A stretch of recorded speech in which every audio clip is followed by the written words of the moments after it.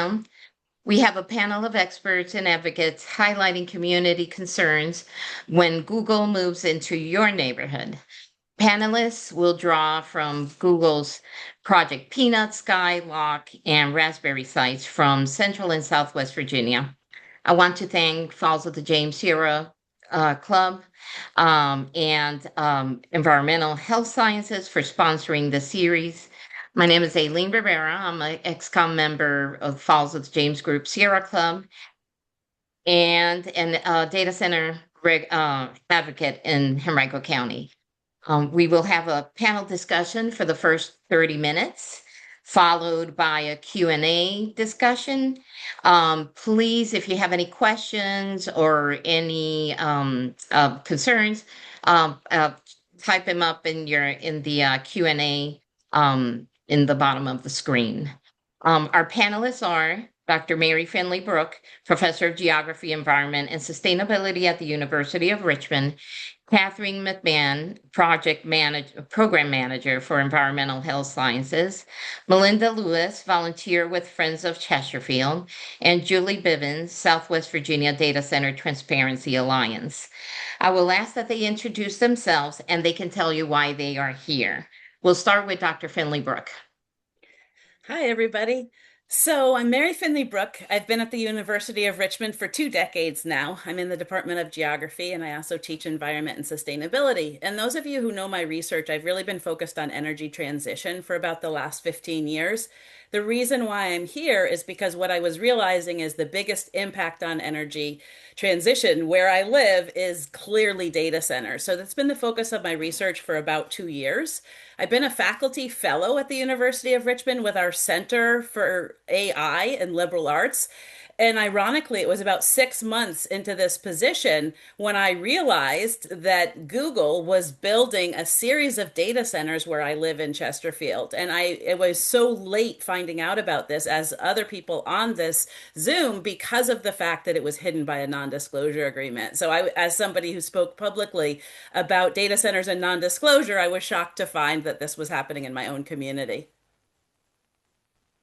Yeah, absolutely. My story is very similar. I'm Katherine.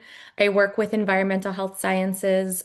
We are a nonprofit that focuses on public health and environmental exposures to endocrine disruptors. So that can look like anything from industrial chemicals, pesticides, plastic additives, forever chemicals, PFAS, all that very, very fun stuff.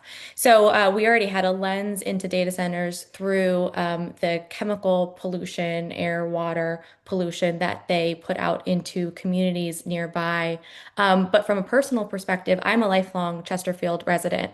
I grew up in Midlothian, enjoying the more rural areas of our county and our access to nature. And so I'm here because I would very much like to see that quality of our county preserved.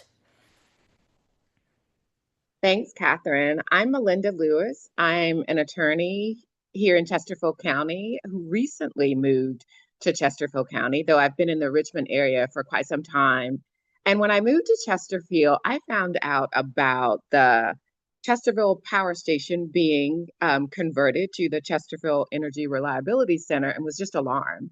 I will have to tell you that I'm a former attorney for Dominion, so it just disturbed me that after so many years of talking about sort of putting that plant to bed, so to speak, here it was being brought back to life again. So I immediately volunteered with Friends of Chesterfield to stop that plant. So that's why I'm here.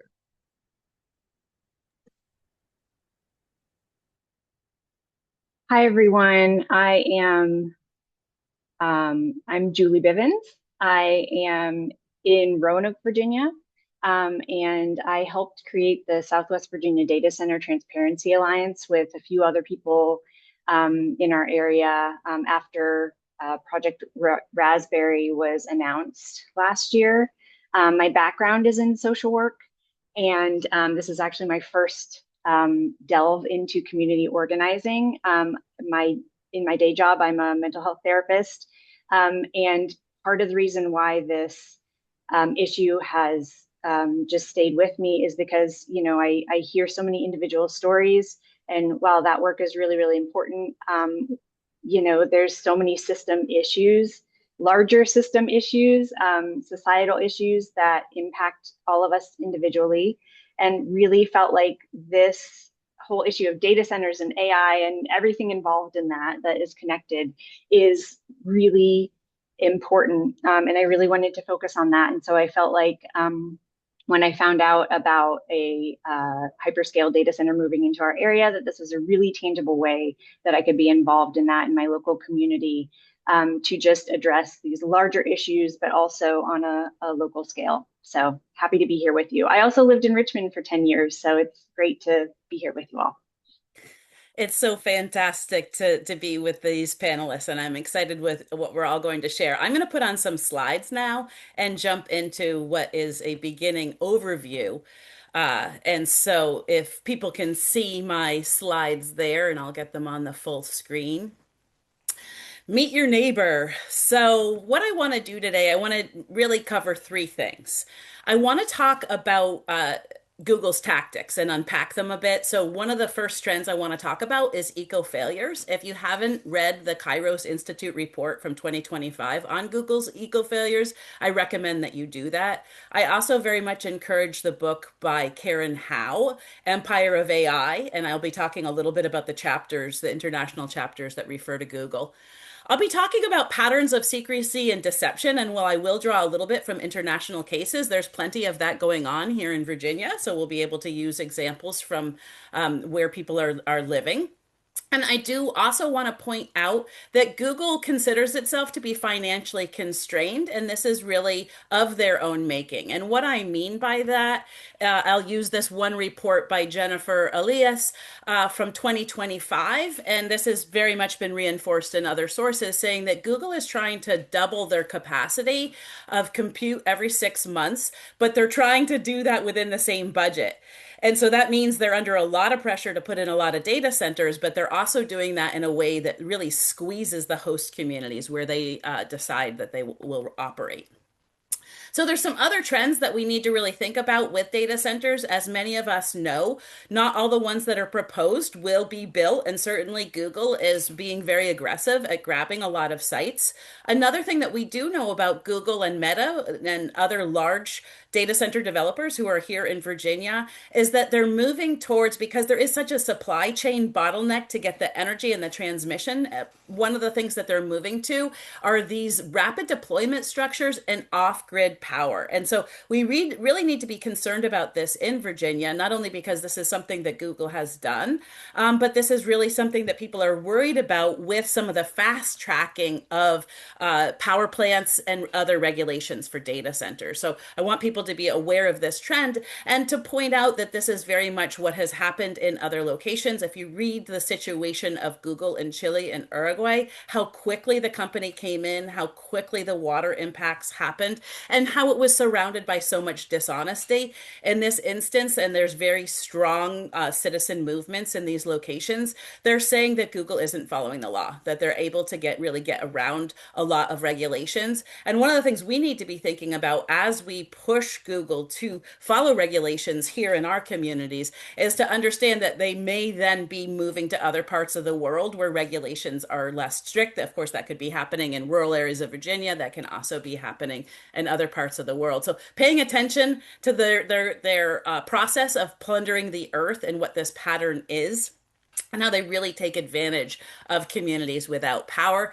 But it's wrapped up in deception. And that's why sometimes it's very difficult for people to really understand what is happening in this industry, because there's a lot of talk about respecting human rights while doing anything but. There's a lot of talk about really being ethical and having transparency when we find that really operations are anything but.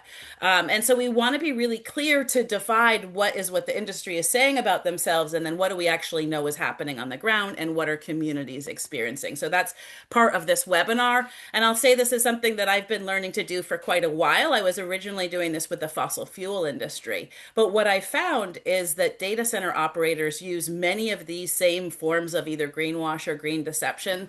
Everything from saying it's in the cloud, constantly talking about how they could have water positive operations or zero carbon zero emission. And a lot of this is based on the low quality offsets that are not replaceable. These are unique ecosystems and unique communities. And so this doesn't make sense from either an ecological or a social understanding of the way the world works. But there's a lot of money that goes into getting people to think that this is cleaner than it is, that the data center industry is actually taking care of its issues. And so very recently, there was this article that came out in Axios, and it was talking about how Google was calling out the industry for not doing enough on water. Well, that's absolutely true. And also, they need to pay attention to really their own rates of water use. And this is maybe creating some type of distraction from the problem, which is that they are really over extracting water in their own operations. And while they have some that they've been able to move towards higher levels of efficiency, it uses more energy. And really, that's not what they're unfolding in many of the places where they work. And so we have to be aware again of these deceptions. So what's happened in Virginia? I'm just going to say a couple of things and then pass it on to the rest of the panelists. But what we know is that Virginia had passed the Clean Economy Act. We were not going to be building any new fossil fuel power plants. And then with being the biggest data center capital of the world and having the most construction and rapid construction and not having the infrastructure in place, we found that the first precedent that will break this commitment that our state made in 2020 is what Melinda will be talking about, and that is the Chesterfield power plant that is built on gas. We know that the majority of this is for data centers. And we know that this is a trend that these companies are using quite a lot of fossil fuels, even though they often talk about cleaner energy. And so what I want to mention is how Google has been talking quite a lot about nuclear fusion. This is not the facility that is near us, near Peanut and near that Chesterfield power station that Melinda's going to talk about in just a minute. But I want to point out the time frame because this is the time frame of nuclear fusion. Is if things go well, maybe by 2030 they will have something that's available. And so when we see this talked about in Virginia, and again, this is right in the same part of Chesterfield, at least the Peanut facility. Google has other campuses, but near the Peanut facility, there's Commonwealth fusion systems. They have not had a break-even moment, so they're using more energy for this type of nuclear fusion than they would be able to produce. But if they were able to do this, potentially in the future, we may have the option. But what Google is doing that is dishonest is they've purchased some of this energy, so they're already saying that they're using clean energy and kind of putting it out as if this is a way that they're cleaning their energy. Again, this does not exist. And then not only that, fusion and what Google is saying about it, we may not even know that it could happen within the time frame. So they're already putting it out as a cheap form of energy, which fusion is probably the most expensive form of energy, but they're also making the assumption that we're going to have the supply chains. And again, this requires us to be thinking about where all this mining happens. All of our energy sources have all of these life cycle impacts that impact community. So the same way we're on here concerned about what data centers are doing where we live, other people are concerned about mining impacts. So again, I want to point out that this is not necessarily a clean type of energy, but it's part of the discussion that confuses people. What we actually need to be talking about is what we do know, and that is that data centers on the energy forms that they are using today are causing our energy prices to go way up. A lot of communities are very concerned about this. One of the reasons this has been allowed to happen is because of an incredible amount of lobbying and litigation by companies like Google, really to have a lot of political power in what laws happen or don't happen, but also to really have a wall of litigation to really fight any ways that they would be regulated in the future. So I've already mentioned the non-disclosure agreements, and Google is known for this. And so it makes it very difficult for communities to demand accountability because we really are not aware of what has been signed. And that can go on for many years. Even after projects are being fast-tracked, we're not certain if those policymakers continue to be held in non-disclosure agreements or can they be broken? And that is one of the questions we have. It does lead to considering what happens with resources that have been negotiated under non-disclosure. So in this case in Oregon, there was a lawsuit where the local government actually had to fight again to keep information from their own constituents.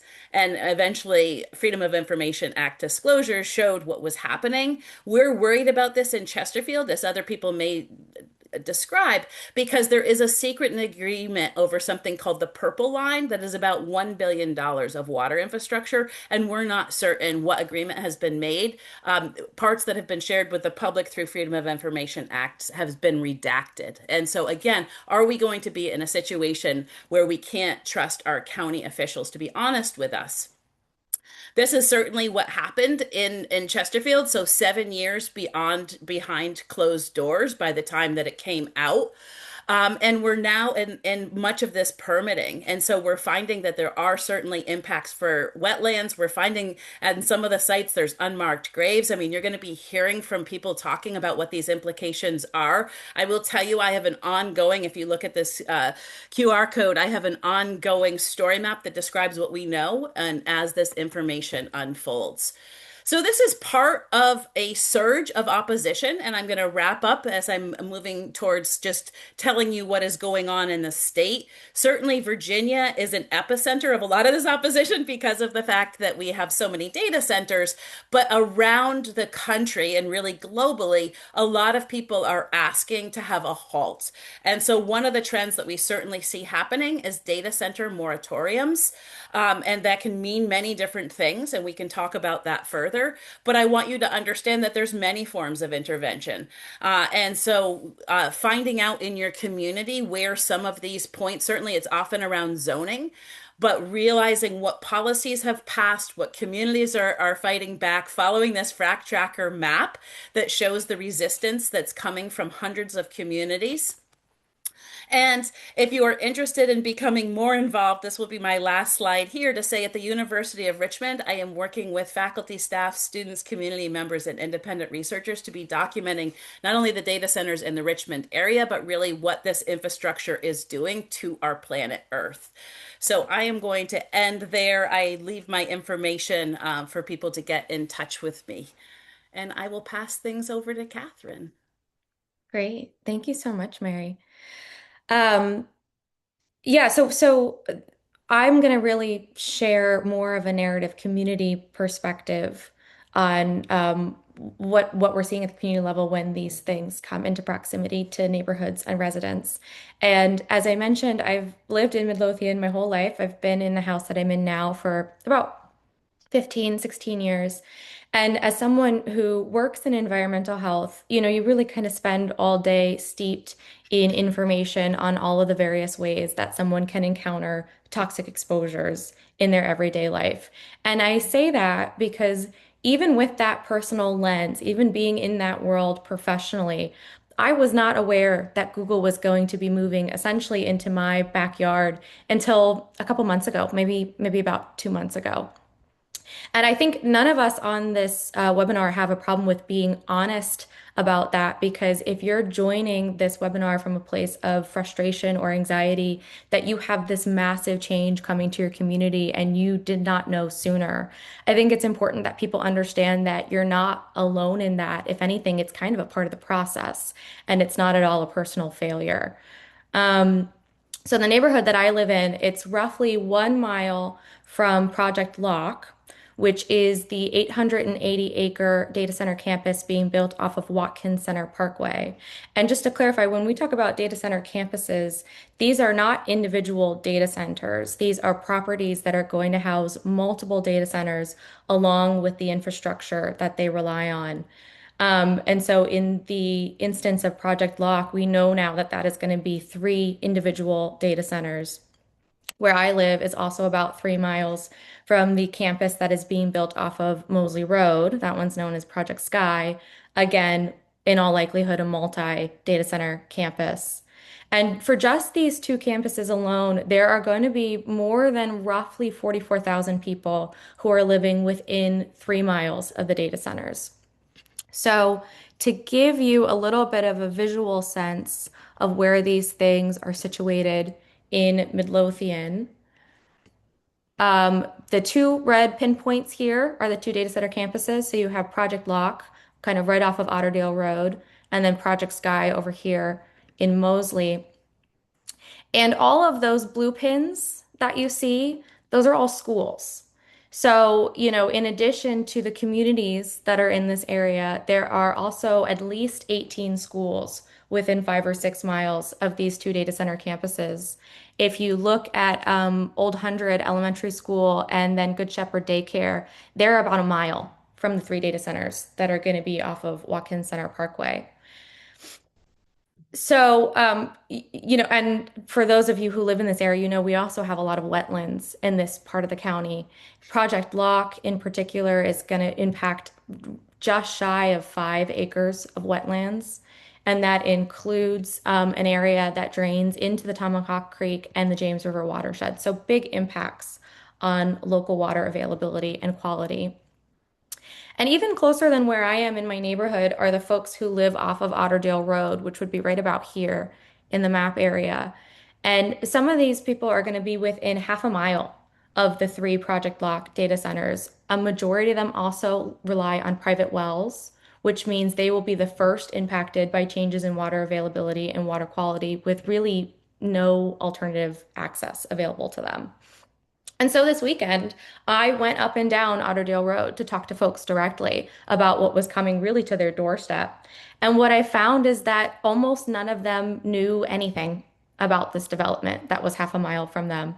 I had two people out of everyone I talked to who had heard rumors of one data center.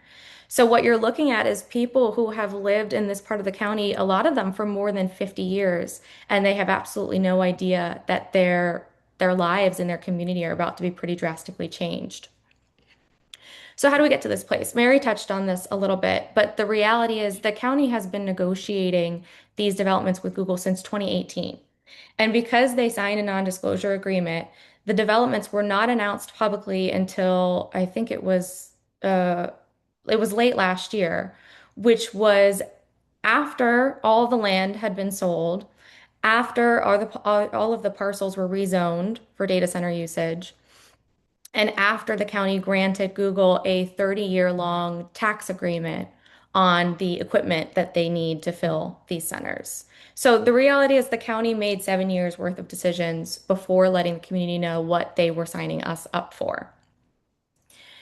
And, if there's one thing that I've learned from kind of going out and talking to the community directly about what's happening, it's that regardless of where people's personal opinions lie on data centers, people do not accept the degree to which they've been left out of this process in the county.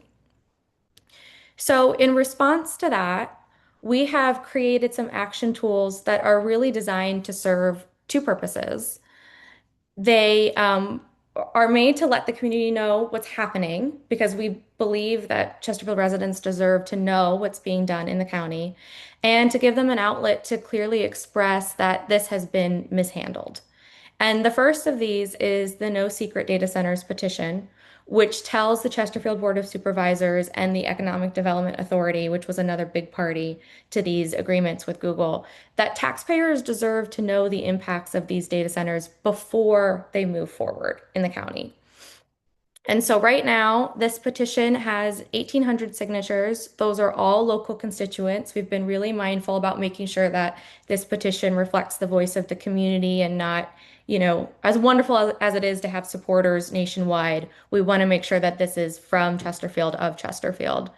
And the slide here has kind of the content of the demands and the petition. And what it really comes down to is that the county owes their constituents full disclosure around the agreements and the financial commitments that they've made.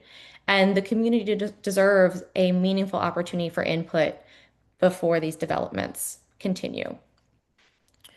We're also focusing on ways that we can bring more transparency and visibility to the components of this process that are moving forward in the meantime, so that people are aware that they actually have an opportunity to engage as these developments move forward. I'm going to talk a little bit more about this at the end because it's more of an immediate action step, but that has included creating some action toolkits that help people get involved in permitting and public comment periods, like Mary mentioned. So everything we've done so far has really been built on the principle that the community deserves to have a say in its own future. And we're going to continue to find ways to facilitate that happening for Chesterfield, not just on the Google developments, but all of the data centers being built in the county. Because the reality is, this is a reoccurring problem across all of these initiatives in the county, and people should have the opportunity to have input on what's happening. So I'm going to go ahead and stop sharing there and kick it to Melinda. Thanks, Catherine. I appreciate that. I almost feel like I need to take a moment because it's just so much when you think about all that's been going on in the county for the past 7 years. And Catherine pointed out sort of Google's ventures in the western part of the county, but it's also doing some things in the eastern part of the county. And that's the project that I'm going to be talking a little bit about. But before I get there, maybe some of you, like me, thought that new tech and new energy would go together. But it turns out that new tech needs a whole lot of old energy. And our new neighbors are really showing that's the case. Like Mary said, you would think that Google and all of these new technology companies would be first and foremost into clean energy, really, and not just greenwashing it, but they're not. They need some dirty old power plants to get all of this new technology to us. And like Catherine said, Google's data center ventures in Chesterfield have been 7 years in the making. But not to our knowledge. We didn't know nothing about it until last August. And in August 2025, the Chesterfield Board of Supervisors finally decided to share that information with us when it announced what they call the Rolls Royce of data center operators. Google's Chesterfield data center expansion will be among its top data centers, along with its expansions in Loudoun and Prince William counties, where it has data centers up and down the highways and all around neighborhoods.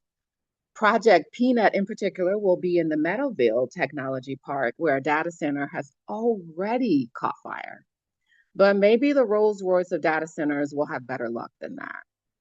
At 307 acres, the data center will be more than twice the size of Short Pump Town Center, which sits on 147 acres. So get a picture of Short Pump Town Center. Maybe you haven't been there in a while. Malls aren't quite doing as well as they could be doing, but it's huge. Now double that size. That's how big Project Peanut will be. Now, while the county is considering new data center restrictions and have denied some projects, which I give them credit for, there are projects in the pipeline, and we can't wait while they figure out what to do about all these data centers. And besides, they're not going to put the Rolls Royce of data centers on hold. Google is not going anywhere. And like Catherine said, Google had already bought 2 other parcels of land, Lock and Sky, which it plans for data centers as well. Central Virginia already has the second highest concentration of data centers in the state behind Nova, with Virginia being home to the most data centers in the US. Talk about neighbors. These are really going to be our neighbors. When Google purchased the land from the Chesterfield Economic Development Authority in 2020, it conveniently did so near the Chesterfield Power Station, which would be rechristened the Chesterfield Energy Reliability Center, or CERC, in 2023. And like I said, the Chesterfield Power Station is located in the eastern part of the county. Catherine was showing you the western part of the county. So Google is all over Chesterfield. And while CERC's power will not be generated just for Google, the proximity to Google's data center demonstrates who the new power is for. Them, not us. Google has made it known, like Mary mentioned, that it plans to use clean energy, so it says, including wind, for its data centers, and has signed a strategic partnership with Commonwealth Fusion for 200 megawatts of its clean fusion power whenever it's available, whether it's going to be available. It sounds like a great venture, but it's likely not what all that Google will need for these data centers. And while Google has these clean energy plans, its location near a major power station indicates where its true energy needs are and how it expects to meet them.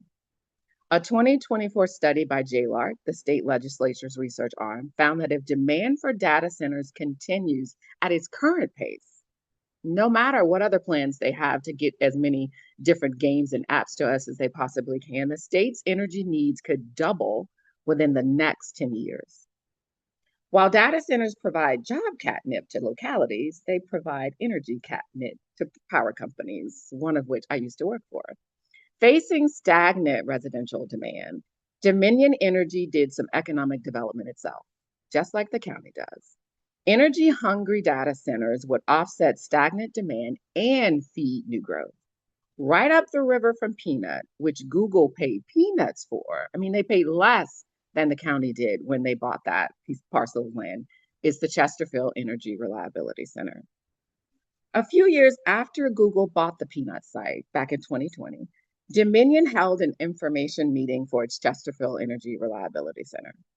That November of 2023, Dominion proposed a 1,000 megawatt gas plant at the site of its former coal plant, which it is still trying to get all of the coal ash away from the people who have suffered through that power plant's operation for over 80 years.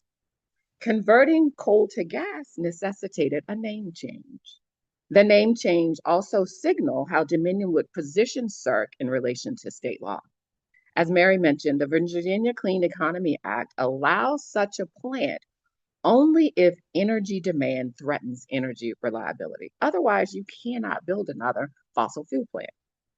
So Dominion created demand as part of its own economic development that would now threaten reliability that could only be solved by a new gas fossil fuel peaker plant. So convenient to this situation that they created all of the circumstances that would allow it to get around the Virginia Clean Economy Act. Friends of Chesterfield, which I volunteer with, quickly mobilized to oppose the gas plant, holding months of community meetings ourselves, rallies and educational events, even conducting a community justice study to show the effect of the gas plant on marginalized communities. Communities, like I said, that had already been burdened by the coal plant. We took our opposition to the Board of Supervisors, the Department of Environmental Quality, the State Corporation Commission, and the courts. When the Board of Supervisors failed to hold a public hearing, we did so ourselves. We are still fighting CERC and gearing up to fight the other 7, 8, 9, or 10 gas plants planned around the state. I mean, really, they are not planning to stop. They need these power plants to feed all of these data centers. And if you're interested in learning more about the work we did, feel free to check out the documentary by Will Selden called Power Struggle, A Community's Fight for a Clean Energy Struggle, which tells you all about the work that Chesterfield, Friends of Chesterfield did over the course of a couple of years to fight CERC. Google needs CERC, not just Commonwealth fusion or wind or solar or whatever, though they could use that. And we frankly could do all of those things. But right now they do need CERC. And Dominion needs Google, not just us. Our neighbors are changing, and they're not the McMansions next door, but the McData centers down the street and around the county. They are stealing our power, water, and air and making us pay for it. And frankly, Mr. Rogers, that's not such a beautiful day in the neighborhood. Thank y'all. Wow, this is awesome. Such great information. Really excited to be a part of this. So I am going to present on Project Raspberry again in Southwestern Virginia. This is the first hyperscale data center in Southwestern Virginia. And so I'm going to present, this is going to be more of a narrative of the project, just as we have come to know it. A lot of this will fit right into what everybody else has talked about and probably sound pretty familiar. So let me go ahead and share my screen.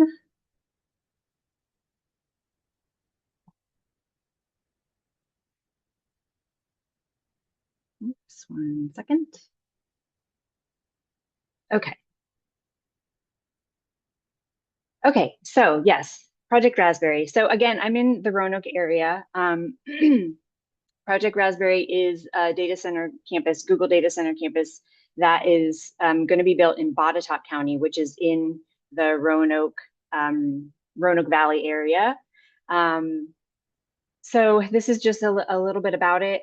last year, Google purchased 312 acres for a little over $14 million from Botetourt County. The plan is for there to be 300,000 square foot data centers there. There'll be 3 substations. It's going to initially draw water from Carvin's Cove Reservoir, and that's the biggest water source of our regional municipal water supply. It's also a huge recreational and outdoor area. It's used for lots of water sports, hiking, trail running, mountain biking. It's right beside the Appalachian Trail. So it's just a really important part of our region that they're going to be drawing water from.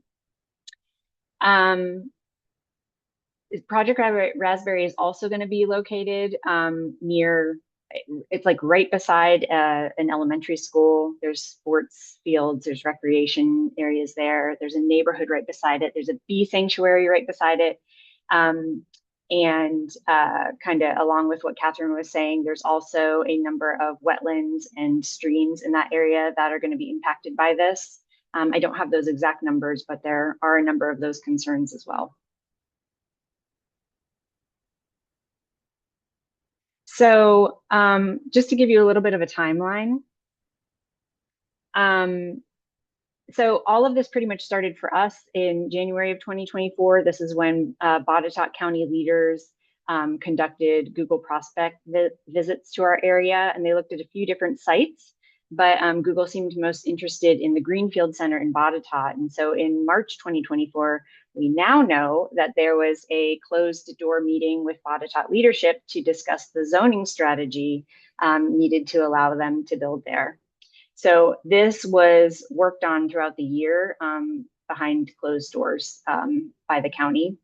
And then on November 26, 2024, which was 2 days before Thanksgiving, Botetourt scheduled a joint planning commission board of supervisors meeting where they voted to both rezone the Greenfield tract from agricultural to RAM zoning, which is a research and manufacturing zoning. And then the very next agenda item was them voting on a text amendment, which allowed data centers, greenways, and trails within RAM zoned areas. So it went real perfectly for them. They just did it back to back, took about 20 minutes. That kind of opened the door wide open for this stuff to happen. So again, that was in November 2024. We didn't, the public announcement of this project and Google buying this land didn't happen until last year in June 24th. That was when Botetourt announced that, again, Google had purchased this land and that it would be used for a hyperscale data center. So it wasn't the 7 years that you guys dealt with in Chesterfield, but, it was over a year that we were kind of in the dark here. So then, moving on, last fall, there were a couple of utility agreements that were approved by Botetourt County and Western Virginia Water Authority, which is who manages our municipal water supply here. So again, all of this was done, all of these agreements were approved really without any details about water or energy usage or what kind of cooling systems they would use or anything like that. This is about the time that our Transparency Alliance group started forming. We showed up to Water Authority board meetings. We coordinated with residents in Botetourt to get people to show up to Botetourt supervisors, board of supervisors meetings. We eventually held a public Q&A with the executive director of our water authority in early, I think it was January of this year. And kind of around the same time, we had this really great local investigative news source called the Roanoke Rambler that was doing some pretty significant reporting on this issue. They were a really important part of getting information to the public about Project Raspberry because, again, this was like very new for our area. Nobody really knew what was going on here. We were all kind of learning as we went. But the Roanoke Rambler ended up taking the Water Authority to court because the Water Authority had redacted the water use amounts from being released as part of the NDA with Google. And so this eventually did lead to the Water Authority releasing the water use amounts in February of this year. which confirmed that Project Raspberry is being allowed 2 million gallons of water a day on day one, and then up to 8 million gallons of water a day at their full build out when all three centers are completed. And just a note on that the Roanoke Rambler has since been sold, and the new owner that bought it is on our city economic development administration, and is also a venture capitalist, and it's completely changed the newspaper and pretty much killed it. So there's that. Also in February, which was kind of significant, at a Botetourt Board of Supervisors meeting, their county attorney admitted that the region's need for a new water supply would need to be moved up to the 2030s because of Project Raspberry. It had originally been estimated to be needed in 2060. So that's a pretty significant, that's like, these are all estimates, right? So this is like 20 to 30 years earlier because of Project Raspberry. And then in March of this year, we found out that the Rocky Forge Wind Farm, which is a new wind farm that is also going into Botetourt County, kind of on the other side of the county, we found out in March that it would not actually be used for Project Raspberry, even though this is what was stated in Google's initial DEQ application, that they would be using this wind farm energy. What has been clarified since then is that Google did purchase the rights to the energy from the wind farm, but it's on Dominion's grid, and Project Raspberry is actually on Appalachian Power Company's electrical grid, so it's not going to be used for it.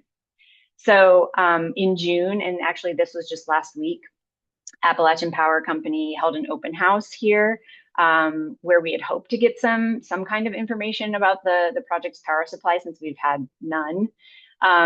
There were like maybe 20 or 30 employees there, and everyone denied knowing anything about how much power it would use, or where it would come from, where the source was. A lot of them would barely use Google's name. The open house was specifically for upgrades to the Daleville area, which is where Project Raspberry will be. And they just kind of referred to the customer as the reason for the upgrades, and who will be supposedly covering all the costs for the upgrades. But that is about all that we found out. So yeah, this is kind of what we know and what we don't know today. Google plans to start prepping. They say that they're going to start prepping the site and grading the land this summer, with vertical construction to start in early 2027. But the performance agreement, or the performance agreement, states that the first center should be complete by 2028. There are some inconsistencies, though, between this timeline and Appalachian Power Company's timeline for completing their upgrades. Those upgrades wouldn't be completed until late 2029. So that doesn't totally make sense, or there's just some questions there that come up around that. We were also told by the Water Authority that Google will not be allowed to use the maximum 8 million gallons a day until the new regional water supply is completed, which again wouldn't be until like the 2030s, maybe at the latest 2040. But again, they're saying we need that supply on by the 2030s. So they're saying, yeah, they wouldn't be able to use 8 million until we get that on board. But then going back to the performance agreement, that states that the data center must be, quote unquote, substantially completed and fit for use and occupancy by Google by 2030. So again, there's just like not a lot of information. There's a lot of questionable planning, a lot of lack of details here that nobody seems to be able to answer for us. So just to touch on some of the financials that Botetourt is promoting and not promoting. They love to talk about how they received $14 million from the land purchase from Google, that Google's investing $4 million into community projects over the next 5 years, that they expect $30 million in tax revenue, that's 10 million per data center, that it'll create 150 permanent jobs at least $86,000 a year, and that there's going to be 1,200 or so construction-related jobs, which we know are temporary. What they're not saying is that they gave a real estate discount to Google, that they are giving a discount on business personal property tax rates to Google, that the county is expediting the permit review for them. And they also don't really talk about the fact that Botetourt is now on the line to pay up to $200 million towards this new regional water supply, which is kind of wild because most people in Botetourt have wells and aren't using this water supply whatsoever. So I'm not really sure how these financials even make sense to them when you look at them fully. So yeah, like I said, we've been showing up to all the meetings, and we keep asking Botetourt County for a public hearing at the very least, and there's never been one. Google is planning an open house for us now on June 17th. So that will be really interesting to hear what that's going to be like. But we are going to show up again and ask all the questions and see what that's like. I'm curious to see if Chesterfield's gotten anything like that. But anyways, this is just, this again is our group that we created, brand new group, Southwest Virginia Data Center Transparency Alliance. We're now like working regionally because since even Project Raspberry has popped up, there's been tons of other hyperscale centers that have popped up in the region just in the past year, especially in Wythe County. So we're really trying to work with everyone, again, getting this knowledge out and getting the public aware, really work on zoning stuff everywhere. I mean, that's huge. But we have a media team, a legislative team. We try to have frequent rallies. We have a research team that's doing some really, really good work. So that is kind of where we're at the moment in our opposition to Project Raspberry.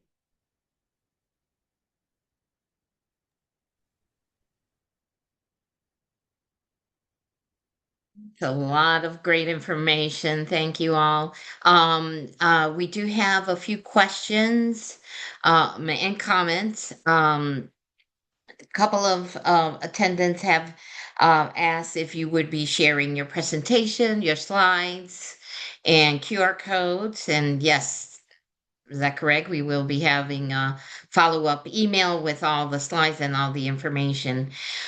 Julie, this one's for you. Glenn Bessa asked, how much of the Roanoke Rambler gotten? Seems like a good story for ProPublica, Mother Jones, or the Atlantic. Very scary. Yeah, I'm sorry, Aileen. I lost you a little bit there. Okay. Can you see the questions? Can you see can you hear me Oh, now? let me see. Oh, okay. Oh, I see. I see. I can see it. Thank you. How much publicity? Not as much as we would like, but we are also trying to work on that at the moment. So yes, it does sound like a good story for ProPublica.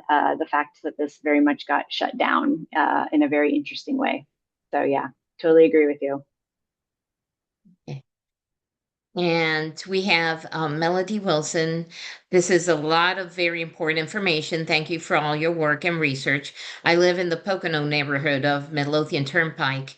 We have a community meeting coming up soon. I would love to be able to share a few key impact statements and calls to action for the group. Do you have something compiled already that I can use to share this? I briefly read through the No Secret Data Center Deals petition. Is vague about the impacts. I'm afraid busy folks won't take time to do a deep dive. Um, Katherine, Melinda, you or Mary, do y'all want to answer? Yeah, I'm happy to just quickly jump in and say yes, absolutely. Thank you for that, Melody. What I've shared here is just a couple of the resources we've created. We also have some fact sheets about particularly about the Google data centers in the southern part of the county. But Mary, Melinda, and I were all part of a coalition that's working across the greater Richmond area to help provide resources information for folks on this build out. So what I would say is reach out to whatever email you have been communicating with this webinar about, we'll get in touch with you directly. We would be happy to provide you with resources and impact statements, anything that's helpful for those types of meetings. And that's true for anybody who's looking for resources that they can bring into their community to help educate other people. And the only other thing I would add is say to join our coalition. And so we will send you additional information. We're meeting on Thursday of this week from 4 to 6. And it's a very vibrant group making a lot of decisions about how we want to work together, not only to say maybe what we don't want to support, but also to define what we do want in our communities and how we want to protect our air and our water, and really think about the future that we, as people who live here and as members of these communities, know that we're capable of establishing and creating. And so we have had conversations with our local government, and I know that people really want to think about the best things for our communities. And so certainly, as you said, like there isn't always enough information out there. In the story where we were just talking about how it's really hard to even get information from the press, it puts a little bit more responsibility on us as impacted people to get that information. But to encourage you, please, to be part of our coalition. We also, Julie, I loved your list of all of your different working groups, and you were joined our last meeting so that you saw that we also have multiple working groups. I will say I'm in on one on research, and I would love to have anybody help with research. And there's a couple of people that have asked about where more they can learn about data centers and also about where is the meeting for the coalition. Can you share that, Mary? And also that will be, all that information will also be on the email, but if you can share it right now, where are you meeting? Yes, we're meeting at the University of Richmond in the Refectory 105. And then we also do have online ways that we've been getting in touch. So people, as I said, are from the greater Richmond area. So we have lots of people who are very active from Henrico and Chesterfield. We've had people joining us from Hanover, and from Richmond City. And so what was the other question, Aileen? Where it's information Yeah, on. we'll send out more information. And the other thing that I would say is we can put together, and I've already put it in some of the links there. There's just fantastic organizations that are working on this. So for Virginia, you may know the Data Center Accountability Coalition from Northern Virginia has really helpful maps.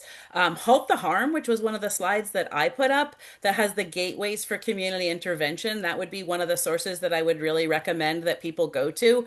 But if you contact any of us, we can give you a list of really fantastic resources. The NAACP has been putting out a lot of resources for communities who are impacted and are in a position to have to negotiate with this industry. So there are resources that are out there, and we would be glad to share them. And the other thing I'll just quickly plug for 1 second, I'll put it back up on the screen and then we can put it up at the end as well. But the QR code at the end of my slides, that takes you just a really condensed couple of links relevant to some of the things we talked about in this meeting. There is, as Mary said, many, many more resources that we can share if you get in touch with us directly. But if you scan this code, one of the first options will be to register for email updates from our coalition. And so that's how we've been sharing a lot of information on timely action items and ways that you can you can get involved in the process kind of as it's happening in real time. So I would definitely recommend signing up for our emails if that's something you're interested in receiving. Yeah. And you will be receiving the email. Katherine included her email there also. But also, if you will, like, immediately want to go look for resources and information, Friends of Chesterfield has information. Follow the James group. Sierra Club has information. Or Virginia Sierra Club has information. I think a couple of people have asked the same question that we all have. What piece of advice would you give if somebody just finds out that a data center is coming to their community?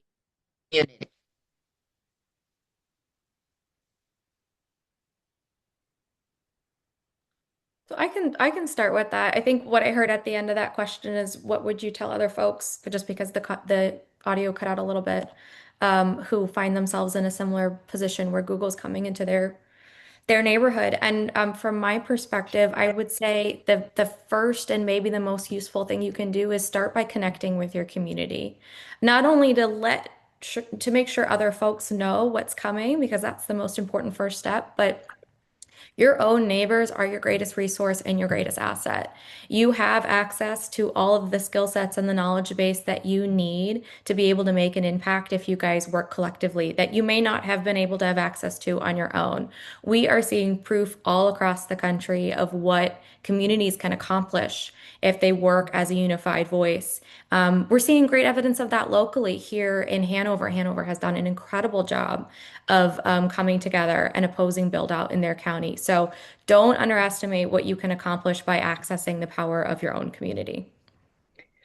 And I'll go on and really kind of reiterate a little bit of that, Catherine. You said a lot of what I wanted to say is like, talk to people. Don't be afraid to talk to people. I think what we find both with climate and with issues like data centers is people are sometimes thinking that other people don't feel the same way they do and aren't as concerned as they are.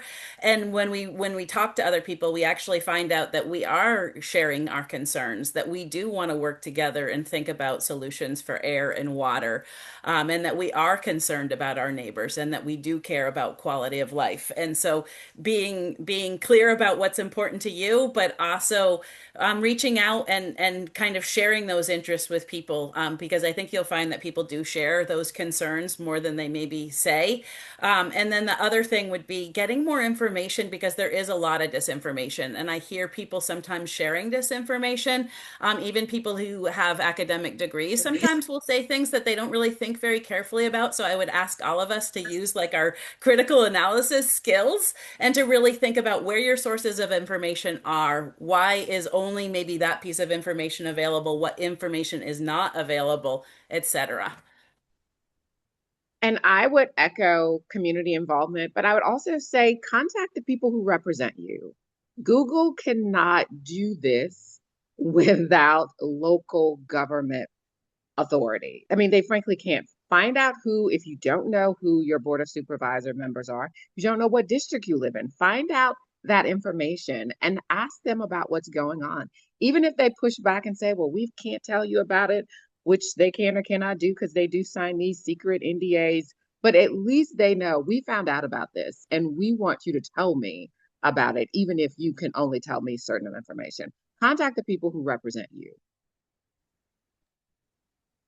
Yeah, I love all this. I will echo it all. And I will just add, like, in addition to just, um, finding people in your community. I mean, yeah, just ask questions, show up to meetings, reach out to groups that are already in your community, or you know what, if there aren't any there, then start one. Like, even if you don't even know what you're doing, that is kind of how we got started here.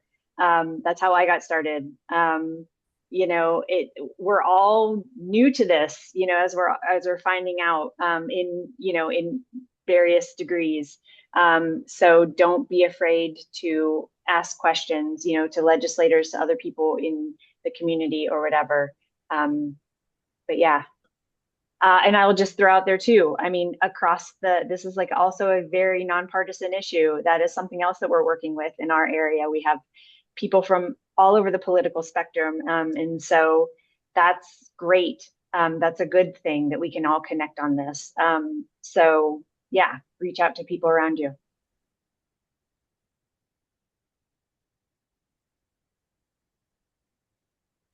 All right, y'all. I think we lost Aileen.